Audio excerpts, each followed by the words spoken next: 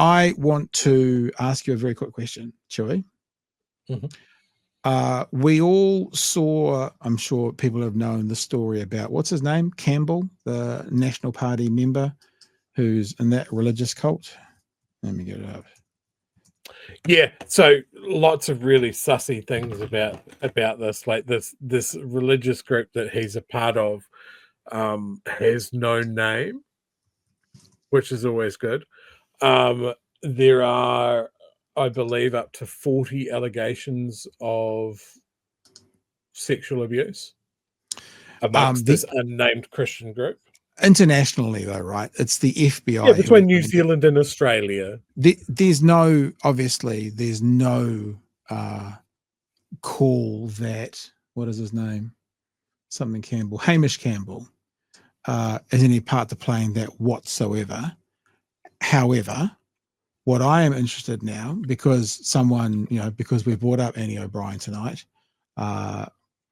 Rory said on the post that I put out, she spent 5 days going on about Ben Doyle, but the moment a national MP is linked to a pedo ring, is that fair? I want to be very careful here with our language. I think that's probably fair. Linked to an alleged pedo ring is probably fair, because if it's his church and international parts of his church, the FBI are looking into it, I think that's fair. Not him personally, nothing like that. But it's interesting to say that another story comes up involving that kind of news. She goes silent. She's so blatant. Now, let me say from the very, very outset, I mean, yes, you could claim there was a connection if you were connected to a church and somewhere in that church there was, bad ongoings, then you have a connection. Doesn't mean you have any fault or blame or criminal activity, nothing like that. No one's accusing you of anything like that. But I do just wonder, seeing the yardstick people have been using for the last week to talk about, pedo this and map that and that kind of stuff. I think I've just realized what our views have been down for the last couple of weeks, because we've been using the word pedo a lot in the last few shows. Probably literally part of the reason. Anyway, is I really do wonder how all of those people who have been going after Benjamin Doyle are going to respond to this. Now, I'm not suggesting it's the same. I'm not suggesting that there's any smoke or fire here for Hamish Campbell whatsoever, but I am interested to see if those who have been so very keen to scream about the safety of children say anything about this story. I actually don't think there's anything here. Well, I don't think there's anything here, Joe. Make that really clear. I was a part of the Catholic Church for 16 years of my life. Catholic Church were massive, massive sexual abusers. They hid sexual crimes. They moved priests around. Nothing to do with me. I'm no part of that. I'm just a part of the church that got caught up in all of that bullshit and had lots of horrific people attached to it. I can see Hamish Campbell is exactly the same situation. Zero evidence, zero accusation, zero anything about that. I still now would like to see how all those people who have spent 12 days, 7 days, going on and on and on and on and on about the safety of children, if they are still going to talk about the safety of children and attach his name to it. He hasn't done anything. There's no evidence of it. Nothing like that. Yeah, he didn't put a picture out of himself kissing his child on the mouth like David Beckham did. But I'm just interested. I'm interested to observe. That's what I'm interested. Yeah, look, I think that's fair. Yeah, like I think we've talked before at the number of national MPs that have links to really weird sort of Christian sects, for lack of a better word. Just strange Christian offshoots and that sort of thing. And certainly this story, which is up on One News, I'm not super comfortable with. Yeah, he's part of it, but there's no allegation that he's done anything. No, of course not. Look, I actually want to be stronger than that.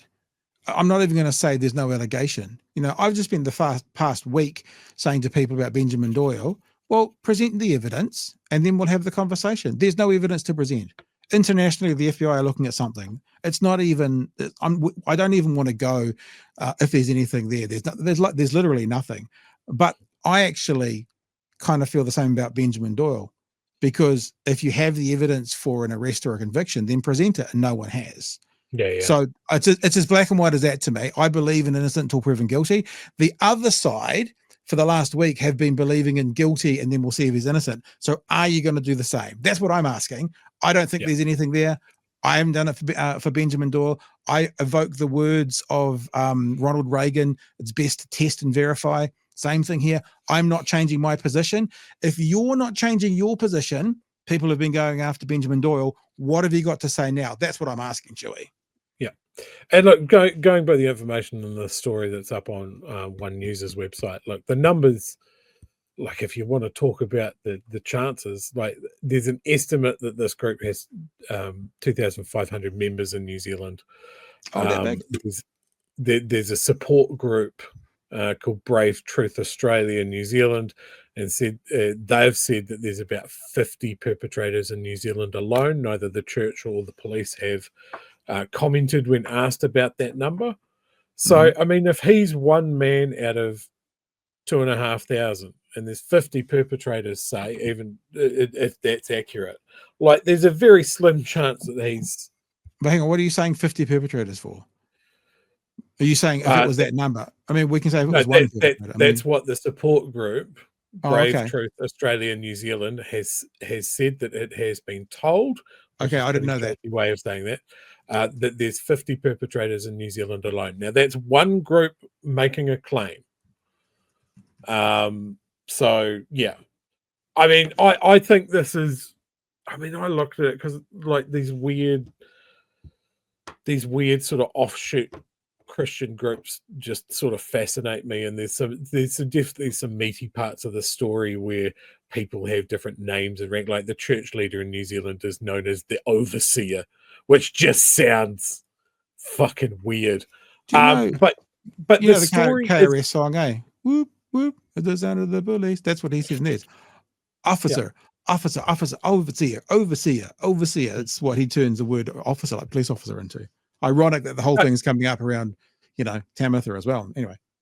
But what we've talked about this in the same thing with Benjamin, this story is a beat up as well. Like, as much as it's the other team, and as much as I'd like that this, well, like is the wrong word, that there be a reason to pile on a national MP, there is fucking not much in this story that is actionable or that you can point at this guy and go, The only thing that's interesting about this story is that this person is connected to the strange cult. Like, that's the thing that's interesting. Like, it's if someone came, if there was an ACT MP from Gloriavale, that would be interesting that they were from Gloriavale. It doesn't mean there's anything else to talk about there, but I'll say it again. And I know I've said this 3 times now, but I'm keeping the same position now about show me the evidence and I'll publicly comment, as I did last week. For the people who didn't need convictable evidence to make their decision, what are you saying this week? That's all I'm saying. And that's 100%. Like, if this was a story of like how many national MPs are part of weird Christian organizations, here's another one. That's a different story, right? We'd be talking about Simeon Brown. We'd be talking about the weird group that Luxon's part of that had to delete all their sermons off the internet before he became leader. All of that sort of stuff. But that's not what we're talking about. We're talking about something that has been released to sort of balance the pitch of like, well, here's another politician in a child abuse story. Has this been released as kind of chum in the water? It seems like a pretty weak fucking story. Interesting cult, though. And I think, it's so, like, I mean, you've got an experience in that religious world. I don't. It all looks fucking weird to me, but this looks especially weird. I'm going to send an email off to these guys. I'm interested to find out more information about it. That's all. I love that kind of conversation. If you don't like it, sorry, we might be talking about it a bit for the next couple of days, because I'm fascinated. Because I actually do fervently believe that what happens behind closed doors with the people who are going to make decisions for us that sometimes do impact our morality or what we're allowed to do with our beliefs, for example, the same-sex marriage thing, that what happens behind closed doors actually says more about the person. I'm the person who challenged Don Brash. I've played the audio here. I can play it for you again one day, about why would the public trust him when he's cheated on 2 of his wives. Yeah. I asked him that question, and he was like, blah, blah, blah. And then he went, well, it's a fair question. And he goes, and I said to him, you know, how can a voter trust you if the person closest to you couldn't? And he goes, it's a fair question. And he talked about not judging the politicians based on their personal lives. He goes, you'd have a pretty small group of politicians. And I said to him, yeah, but you'd probably have a more real group of politicians.